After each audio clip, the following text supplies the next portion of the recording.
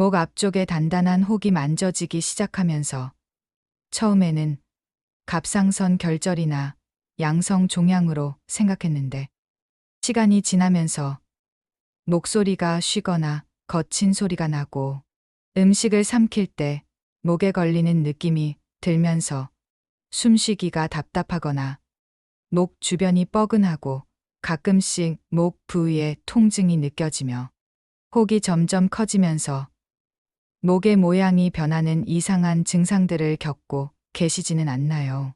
혹시 이런 변화를 경험하고 계시다면 사실은 우리 목 앞쪽에 위치한 갑상선의 여포세포에서 비정상적인 세포들이 증식하여 만들어진 악성 종양이 자라나면서 갑상선 유두암과 달리 혈관을 통해 뼈나 폐 같은 다른 장기로 전이되기 쉽고 치료하지 않으면 생명을 위험할 수 있는 위험한 암의 신호일 수 있다는 사실을 알고 계셨나요? 활기찬 하루 되세요. 암을 이기는 시니어 가족 여러분. 오늘 우리가 반드시 알아야 할 내용은 갑상선에서 발생하는 갑상선암이지만 갑상선 유두암과 달리 암세포가 피의 흐름을 따라 이동하여 각 장기로 암세포를 전이하는 특징으로 사전 진단이 어려워서 치료가 복잡하고 치밀한 암, 갑상선 여포암입니다. 먼저 갑상선 여포암이 우리 몸에서 어떤 문제를 일으키는지 쉽게 설명드리겠습니다. 갑상선 여포암은 목 앞쪽에 위치한 갑상선의 여포세포에서 발생하는 악성 종양으로 갑상선 호르몬을 만드는 세포에서 기원하여 분화된 갑상선암에 속하는 특징이 있어요. 특히 갑상선 유두암보다 나이가 많은 시니어에게서 더 흔하게 발생합니다. 갑상선 여포암은 유두암과 달리 림프절 전이보다는 혈관을 통한 원격 전이가 흔하고 진단이 매우 어려워서 수술 후 조직 검사를 통해서만 확진이 가능한 특징이 있어요. 경이로운 의학적 발견들을 공개합니다. 갑상선 여포암은 60세 이상 시니어에게서 발생률이 높으며 여성이 남성보다 3배에서 4배 더 많이 걸립니다. 가장 우려스러운 점은 갑상선 여포암이 양성 여포 선종과 세포 모양이 똑같아서 수술 전 진단이 거의 불가능하고 수술 후에도 혈관 침범이나 피막 침범을 현미경으로 확인해야만 진단할 수 있어서 치료, 계획, 수립이 매우 어렵다는 점이에요. 갑상선 여포암의 특징과 갑상선 유두암과의 차이점을 구체적으로 알아보겠습니다.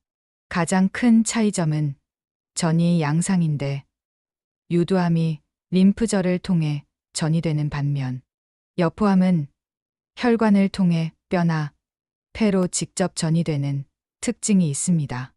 또한 여포암은 양성 여포 선종과 세포학적으로 구별이 불가능해서 혈관 침범이나 피막 침범의 조직학적 확인이 있어야만 악성으로 진단할 수 있는 독특한 특징을 가지고 있어요.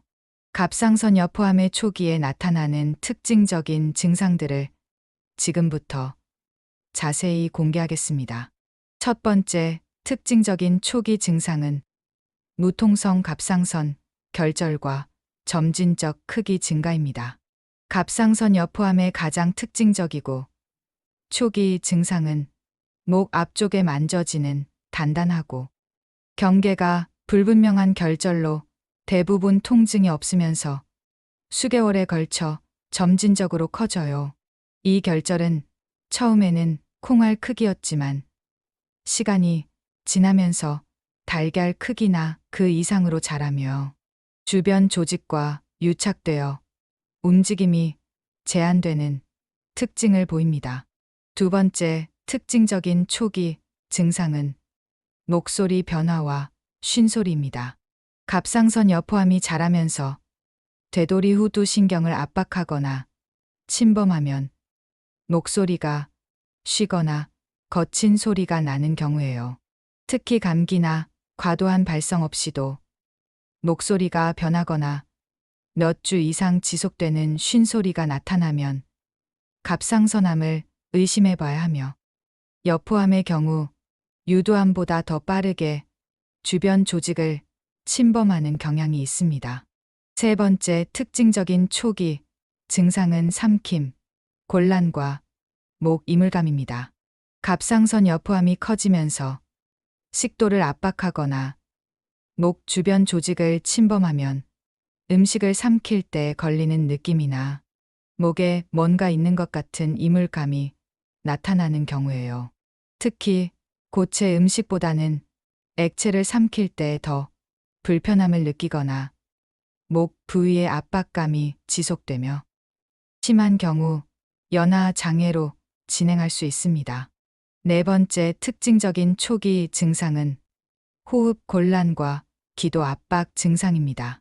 갑상선 여포암이 상당한 크기로 자라거나 기관을 압박하면 숨쉬기가 답답하거나 호흡이 곤란한 증상이 나타나는 경우예요. 특히 누워있을 때나 목을 특정 방향으로 돌릴 때 호흡 곤란이 심해지고 수면 중 코골이가 심해지거나 천명음이 들리는 증상을 보입니다. 다섯 번째 특징적인 초기 증상은 목 부위 통증과 림프절 종대입니다. 갑상선 여포암이 주변 조직을 침범하거나 염증을 동반하면 목 앞쪽이나 귀 아래쪽으로 방사되는 통증이 나타나는 경우예요. 또한 유도암과 달리 림프절 전이는 드물지만 종양이 큰 경우 목 양쪽 림프절이 부어서 만져지는 경우도 있습니다. 갑상선 여포암이 생기는 주요 원인들을 체계적으로 살펴보겠습니다. 첫 번째이자 가장 중요한 원인은 요오드 결핍과 식이 요인입니다. 갑상선 여포암은 요오드가 부족한 지역에서 발생률이 높은 특징이 있어서 장기간 요오드 결핍 상태에 있으면 갑상선 자극 호르몬이 과도하게 분비되어 여포암 발생 위험이 증가해요.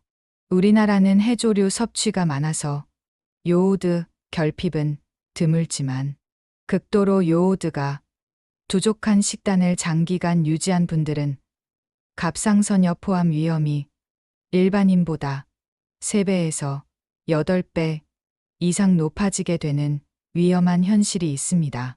두 번째 중요한 원인은 방사선 노출과 환경적 요인입니다. 어릴 때 목 부위에 방사선 치료를 받았거나 원자력 사고에 노출된 분들에게서 갑상선 여포암 발생 위험이 증가해요.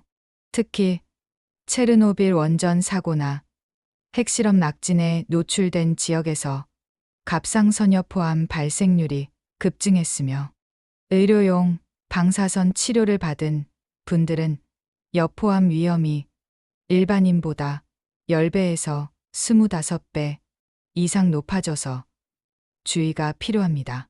세 번째 중요한 원인은 유전적 요인과 가족력입니다. 가족 중에 갑상선암 병력이 있는 분들은 갑상선 여포암 발생 위험이 높아지며 특정 유전자 변이도 관련이 있어요.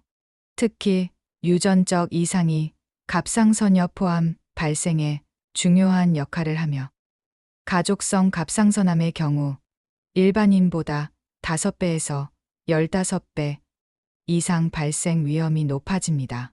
네 번째 중요한 원인은 여성 호르몬과 생식 요인입니다. 특히 임신이나 출산 경험이 많은 여성, 이른 초경이나 늦은 폐경을 경험한 여성, 그리고 호르몬 치료를 받은 여성에서 갑상선 여포암 위험이 증가하며 폐경 후 여성에서 발생률이 더 높은 특징이 있습니다.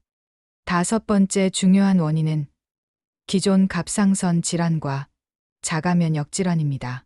갑상선종이나 다결절성 갑상선종이 있었던 분들, 그리고 하시모토, 갑상선염 같은 자가면역성 갑상선 질환을 앓으신 분들에서 갑상선여포암 발생 위험이 증가해요. 특히 갑상선 기능 저하증을 오래 앓아서 갑상선 자극 호르몬이 지속적으로 높았던 분들은 갑상선여포암 위험이 일반인보다 4배에서 10배 이상 높아져서 정기적인 검진이 필요합니다. 이런 중요한 의료 내용이 시니어분들께 널리 퍼질 수 있도록 채널 구독과 좋아요 눌러주시고 댓글로 시니어분들의 생각을 들려주세요. 갑상선여포암 조기 발견을 위한 가장 중요한 검사는 갑상선 초음파와 수술적 진단입니다. 갑상선 초음파로 결절의 크기와 특성을 확인하지만 여포암은 특징적인 초음파 소견이 없어서 진단이 어려워요. 갑상선 여포암이 초기 단계에서 환자에게 미치는 위험한 영향을 지금부터 설명드리겠습니다. 초기 갑상선 여포암 환자가 겪는 첫 번째 몸의 변화는 갑상선 기능, 태체와 호르몬, 분비 장애입니다. 갑상선 여포암이 정상적인 갑상선 여포세포를 침범하면서 갑상선 호르몬 생산 능력이 점진적으로 감소되기 시작해요. 환자분들은 처음에는 가벼운 피로감이나 추위를 타는 정도로만 느끼지만 실제로는 신체 대사를 조절하는 중요한 호르몬 생산이 암세포에 의해 방해받고 있어서 심한 갑상선 기능 저하증이나 대사 장애가 수개월에서 수년 내에 점진적으로 나타날 수 있는 매우 위험한 상황입니다. 두 번째, 몸의 변화는 혈관 침범과 암세포가 피의 흐름을 따라 이동하여 각 장기로 암세포를 전이하는 준비입니다. 갑상선 여포암이 갑상선 내혈관을 침범하기 시작하면서 암세포가 혈류를 타고 전신으로 퍼져나갈 준비를 하기 시작해요. 환자들은 아직 전이 증상을 느끼지 못하지만 암세포가 이미 혈관을 통해 뼈나 폐 같은 원격 장기로 이동을 시작하고 있어서 조기의 전이 검사와 치료가 필요한 심각한 상황에 이르게 됩니다. 세 번째, 몸의 변화는 갑상선 피막 파괴와 주변 조직 침범입니다. 갑상선 여포암이 자라면서 갑상선을 둘러싸고 있는 피막을 뚫고 주변 조직으로 침범하기 시작하여 목의 구조물들이 파괴되기 시작해요. 환자들은 처음에는 가벼운 목의 뻣뻣함이나 불편감 정도였지만 점차 기관, 식도, 근육, 신경을 침범하여 호흡 곤란이나 삼킴 장애, 목소리 변화가 나타나고 심한 경우 기관절개술이나 위루술이 필요한 생명이 위험한 상황에 직면하게 됩니다. 네 번째, 몸의 변화는 진단 지연과 치료, 계획 혼란입니다. 갑상선 여포암의 독특한 특성상 수술 전에는 양성 여포, 선종과 구별이 불가능해서 적절한 치료, 계획 수립이 어려워지기 시작해요. 환자들은 처음에는 양성 종양으로 생각하여 부분 절제만 받았다가 수술 후 조직 검사에서 악성으로 판명되면 다시 완전 절제술을 받아야 하는 복잡한 상황에 처하게 되고 치료 지연으로 인해 전이 위험이 높아지는 어려운 상황에 이르게 됩니다. 다섯 번째, 몸의 변화는 갑상선 기능 완전 상실과 평생 의존성입니다. 갑상선 여포암으로 인해 갑상선 전체를 제거해야 하는 상황이 되면서 갑상선 호르몬 생산이 완전히 중단되기 시작해요. 환자들은 수술 후 즉시 심한 갑상선 기능 저하증이 나타나고 평생 갑상선 호르몬제를 복용해야 하며 호르몬 용량 조절이 어려워서 반복적인 검사와 용량 조정이 필요하고 복용을 중단하면 생명이 위험한 상황에 처하게 됩니다. 초기 단계의 치료 방법은 갑상선 전절제술과 방사성요오드 치료입니다. 여포암의 특성상 암세포가 피의 흐름을 따라 이동하여 각 장기로 암세포를 전이하는 위험이 높아서 갑상선을 완전히 제거하고 수술 후 방사성요오드 치료를 통해 남은 갑상선 조직과 미세전이를 제거합니다. 환자는 치료가 복잡한 심각한 상태로 악화됩니다. 중기 갑상선 여포암 환자가 겪는 첫 번째 심각한 변화는 뼈 전이와 병적 골절입니다. 중기 갑상선 여포암이 혈관을 통해 척추, 골반, 대퇴골 등으로 전이되기 시작하면서 뼈가 약해지고 병적 골절이 발생할 위험이 높아져요. 더욱 위험한 것은 척추 전이로 인한 척수 압박이나 병적 골절로 인한 하반신 마비가 갑작스럽게 발생할 수 있고 극심한 뼈 통증으로 인해 마약성 진통제가 필요하며 방사선 치료나 수술적 고정이 필요한 복잡하고 어려운 상황에 이를 수 있다는 점입니다. 두 번째, 심각한 변화는 폐 전이와 호흡 기능 저하입니다. 중기 갑상선 여포암이 폐로 전이되면서 다발성 폐병변이 나타나고 호흡 기능이 심각하게 저하돼요. 환자들은 지속적인 기침과 호흡곤란이 나타나고 객혈이나 흉통이 동반되며 산소 포화도가 떨어져서 산소 치료가 필요하고 심한 경우 폐 기능 부전으로 인해 인공호흡기 치료까지 필요한 생명이 위험한 상황에 이르게 됩니다. 세 번째 심각한 변화는 방사성요오드 불응성과 치료 저항성입니다. 중기 갑상선 여포암이 분화도가 떨어지면서 요오드 섭취 능력을 잃고 방사성요오드 치료에 반응하지 않게 돼요. 환자들은 갑상선암의 가장 중요한 치료법인 방사성요오드가 더 이상 효과가 없어지고 외부 방사선 치료나 표적항암 치료를 시행해야 하지만 치료 효과가 제한적이어서 예후가 급격히 나빠지는 절망적인 상황에 이르게 됩니다. 네 번째, 심각한 변화는 갑상선 글로불린 급상승과 종양 급성장입니다. 중기 갑상선 여포암의 급속한 진행과 전이로 인해 혈중 갑상선 글로불린 수치가 급격히 상승하고 종양 부담이 크게 증가해요. 환자들은 종양 표지자 수치가 수백 배에서 수천 배까지 상승하고 영상 검사에서 새로운 전이 병변이 계속 발견되며 종양의 성장 속도가 빨라져서 치료 반응을 따라잡지 못하는 위중한 상황에 처하게 됩니다. 다섯 번째 심각한 변화는 다발성 전이와 전신 쇠약입니다. 중기 갑상선 여포암이 뼈, 폐, 간, 뇌 등 여러 장기로 동시에 전이되면서 전신적인 암 확산이 나타나요.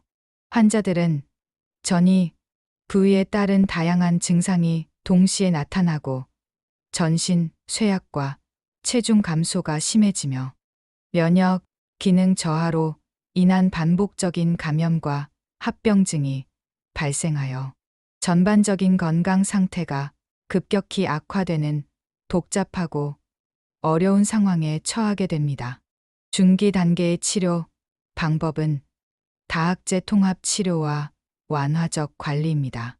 전이 병변에 대해서는 방사선 치료와 표적항암 치료를 병행하고 뼈 전이에 대해서는 뼈 보호제를 사용합니다. 방사성요오드 불응성인 경우 표적 치료제를 사용하며 통증 조절과 삶의 질 향상에 중점을 둔 완화적 치료를 시행합니다.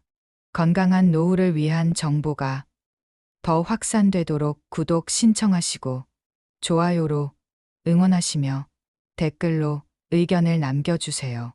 마지막 단계에서 환자가 경험하는 신체 변화는 생명을 위협하는 수준에 도달합니다. 말기 갑상선염 포함 환자가 겪는 첫 번째 극심한 악화는 광범위 뼈 전이와 다발성 골절입니다.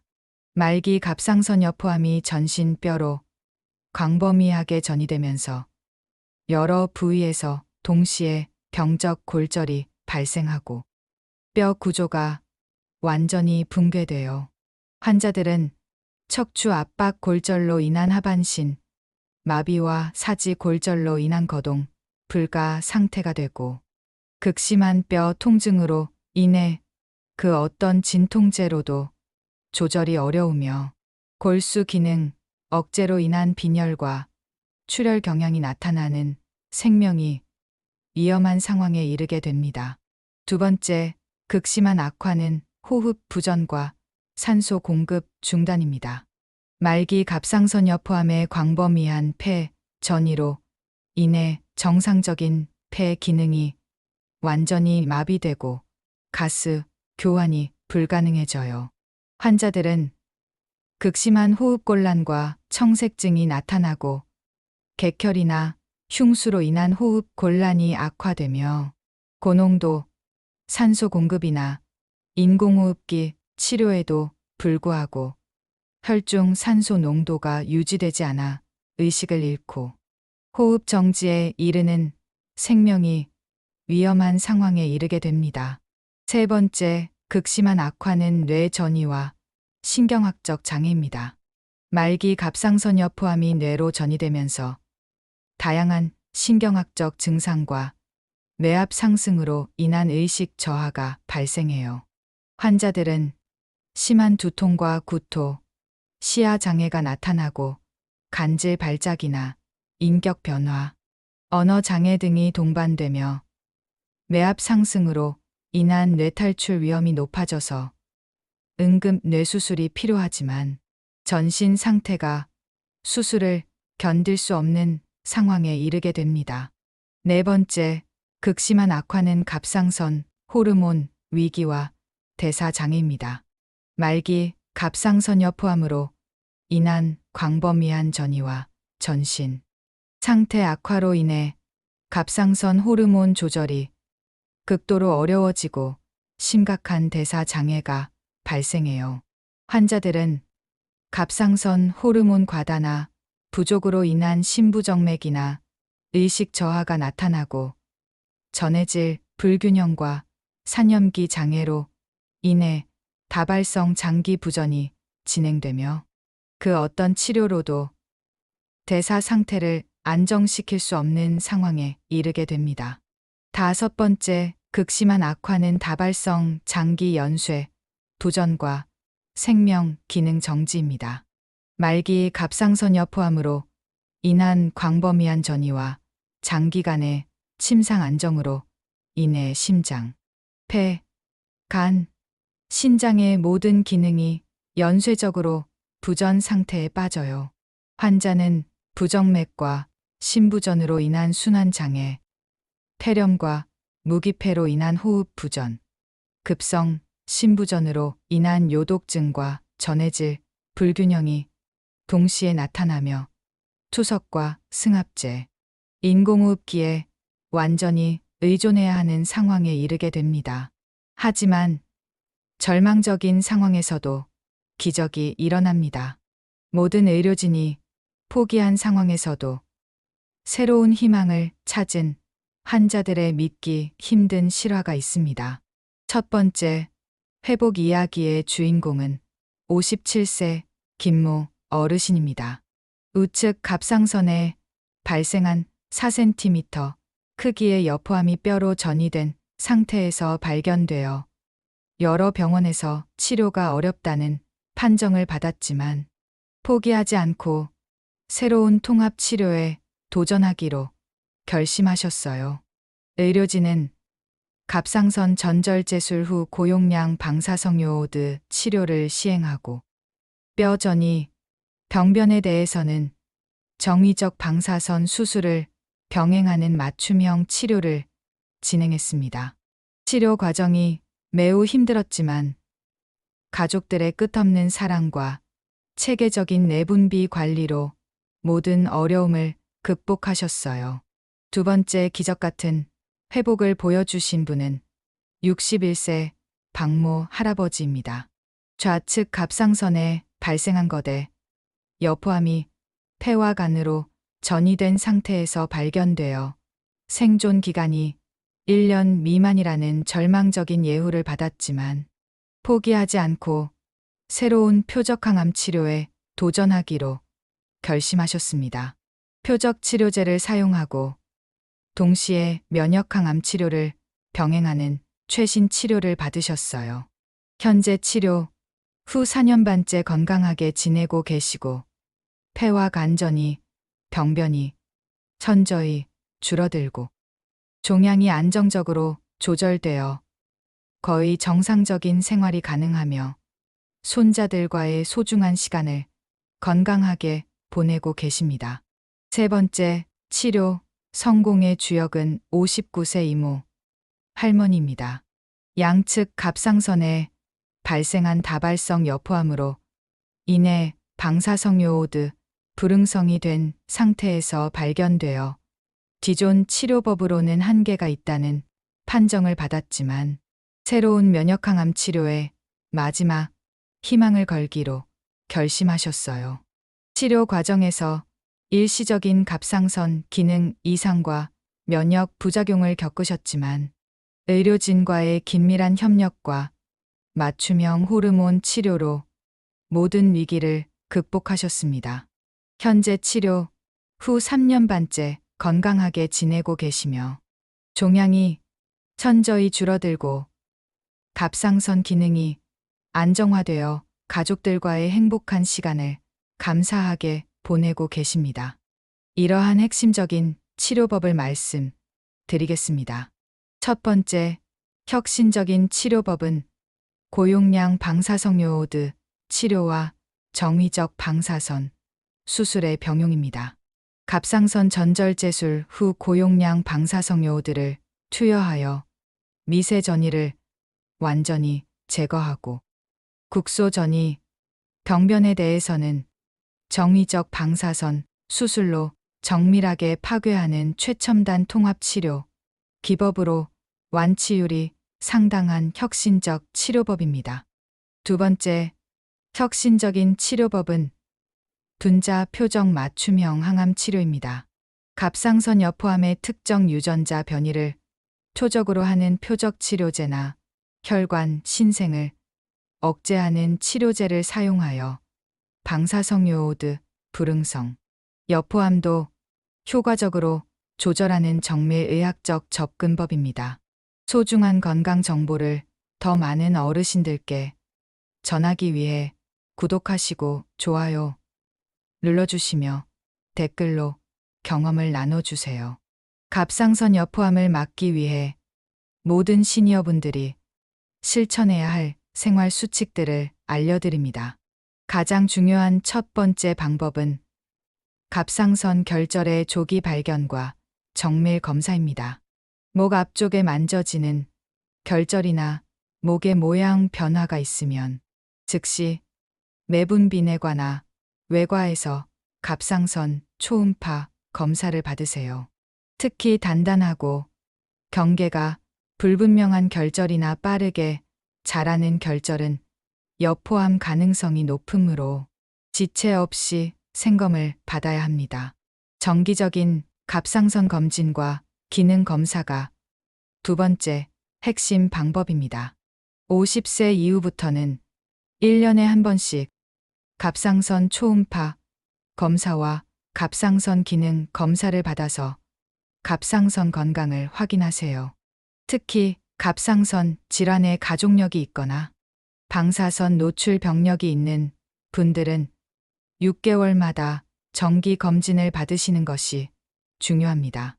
요오드 섭취 균형과 갑상선 건강 식단이 세 번째 방법입니다. 해조류 섭취를 적절히 조절하여 요오드를 과다하거나 결핍되지 않도록 균형을 맞추고 갑상선 건강에 좋은 셀레늄이 풍부한 견과류나 그라질러트를 섭취하세요. 특히 십자화과 채소는 적당히 섭취하고 갑상선 기능에 영향을 줄 수 있는데도 제품은 과도하게 섭취하지 않는 것이 중요합니다. 방사선 노출 최소화와 목 보호가 네 번째 방법입니다. 불필요한 목 부위 전산화단층 촬영과 방사선 검사는 피하고 필요한 경우 갑상선 보호대를 착용하세요. 치과 엑스레이나 의료용 방사선 검사 시에도 목 부위를 보호하고 직업적 방사선 노출이 있는 분들은 정기적인 갑상선 검진을 받는 것이 중요합니다. 갑상선 여포암은 조기 발견과 완전 절제가 완치의 핵심입니다. 특히 빠른 진단과 갑상선 전절제술, 방사성요오드 치료가 완치율과 재발 방지에 결정적인 영향을 미치므로 의심, 증상 발견 시 즉시 전문의 진료를 받는 것이 매우 중요합니다. 꼭 실행해야 할 것은 의심, 증상 발견 시 즉시 내분비내과 또는 외과 방문하는 것입니다. 목혹, 목소리 변화, 삼킴 곤란 등 갑상선 여포암의 증상 중 어느 것이라도 나타나면 즉시 전문의에서 갑상선 초음파와 정밀 검사를 받으시길 바랍니다. 다음 영상에서는 시니어분들의 주의가 필요한 눈물샘암에 대해 자세히 알려드리겠습니다. 눈물샘암은 갑상선 여포암과 달리 눈물샘에서 발생하는 매우 드문 악성 종양으로 눈의 불편감과 시야 장애를 일으키는 독특한 특징을 가진 질환입니다. 오늘 함께 살펴본 갑상선 여포암 정보 중에서 가장 기억에 남으셨던 부분이나 평소 갑상선 건강을 위해 실천하고 계신 특별한 방법이 있으시다면 댓글로 나눠주세요. 오늘 영상이 도움이 되셨다면 시니어 건강을 위한 다른 전문 채널들도 확인해 보세요. 링크는 설명란에 준비되어 있습니다. 따뜻한 일상 보내세요.